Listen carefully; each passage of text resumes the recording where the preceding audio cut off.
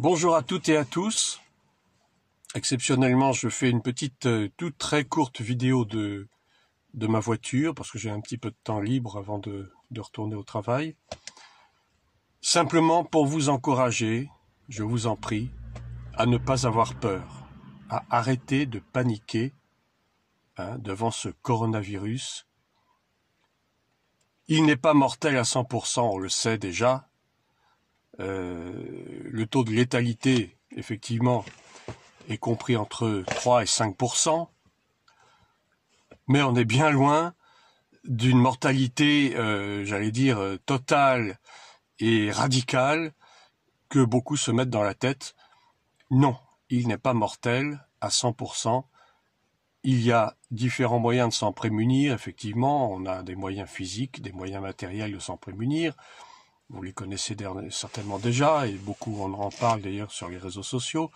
Vous pouvez les appliquer, bien entendu. Ça n'exclut pas qu'il faille être sage et intelligent et utiliser quand même des règles d'hygiène élémentaires, des règles d'ailleurs qu'on applique d'ailleurs à tout moment dans notre vie, mais qui sont encore plus applicables, j'allais dire, dans ces temps difficiles, avec ce virus qui est assez agressif, assez offensif. Je vous en prie, arrêtez d'avoir peur. Arrêtez de paniquer. Ce coronavirus n'est qu'un de plus qui est fabriqué dans ces laboratoires de biologie, de biotechnologie, si vous voulez, à des visées militaires. Donc dans ces laboratoires P4 de l'armée, que l'on trouve partout dans le monde, il y en a même en France. Et donc à Wuhan, en Chine, le laboratoire P4 a donc testé ce virus, ce coronavirus, qui a été fabriqué, bien sûr, et ensuite qui a été trafiqué de façon à le rendre offensif, de le rendre létal dans un petit pourcentage de cas, et afin de créer cette épidémie, cette pandémie. C'est une attaque démoniaque.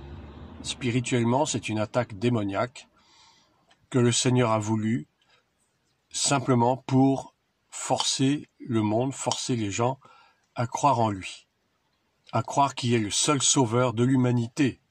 Les religions n'ont jamais sauvé qui que ce soit. Les religions, depuis l'Antiquité et même avant, ont été fabriquées par l'homme. Les religions ne sont pas de Dieu. Une fois pour toutes, il faut qu'on se mette ça dans la tête.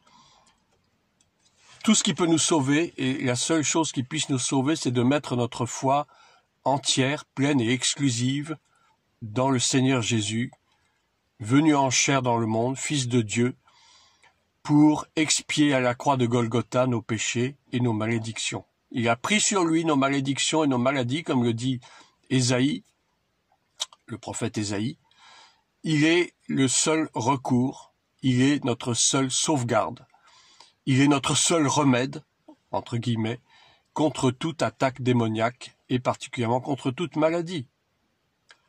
Et je voudrais citer ce psaume 91, que beaucoup déjà ont cité dans les réseaux sociaux, à juste titre, qui nous dit notamment dans ces versets suivants « Je ne craindrai ni les terreurs de la nuit, ni la flèche qui vole de jour, ni la peste qui marche dans les ténèbres, ni la contagion qui frappe en plein midi. » Ni la contagion qui frappe en plein midi.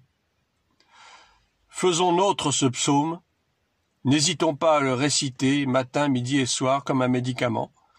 Ce n'est pas un fétiche, n'est pas un gris-gris non plus, la parole de Dieu n'est pas un fétiche, la parole de Dieu est réelle, la parole de Dieu est vivante, elle est la vérité, celle qui nous permet de triompher de toutes les embûches du malin.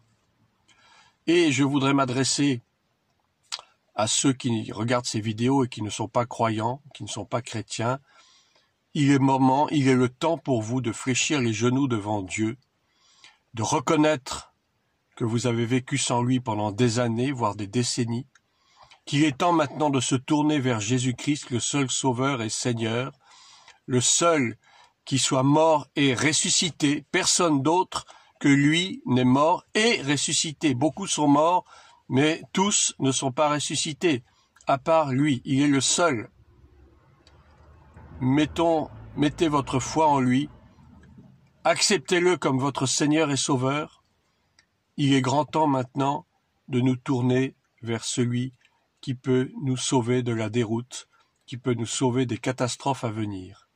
Le monde est en pleine déroute, le monde est en pleine déconfiture, mais nous ne devons pas baisser les bras. Au contraire, nous devons redoubler à la fois de vigilance et partir en guerre contre tous ces hordes de démons qui cherchent à nuire à l'Église, qui cherchent à nuire aux chrétiens et qui cherchent d'une façon générale à nuire au monde entier. Mais encore une fois, n'ayez pas peur, ça ne sert à rien. La peur et la panique ne sont pas des remèdes, au contraire, ce sont ces choses qui permettent d'aggraver la situation. Dans la peur et dans la panique, on fait n'importe quoi, on fait des bêtises, et ça n'ajoute rien du tout. Ce n'est pas du tout un remède efficace. Plions les genoux devant le Seigneur, vivons dans la sanctification, et pour vous, chrétiens et chrétiennes, revêtez-vous du sang de l'agneau, ce sang pur et sans tache, ce sang qui a été mis sur les linteaux en Égypte du peuple d'Israël pour se prémunir de l'ange exterminateur. C'est ce même sang qui nous couvre aujourd'hui, c'est ce même sang qui nous préserve de la calamité, c'est ce même sang qui nous préserve de la maladie et de la mort.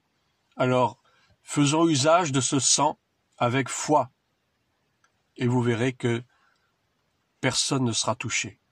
Ou si par hasard vous êtes touché accidentellement, vous ne mourrez pas si vous mettez votre foi dans le Seigneur. Vous ne mourrez pas parce que le Seigneur protège ses enfants. Soyez bénis, j'espère que ces paroles d'encouragement vous serviront. À une prochaine fois. Bonne journée à tous.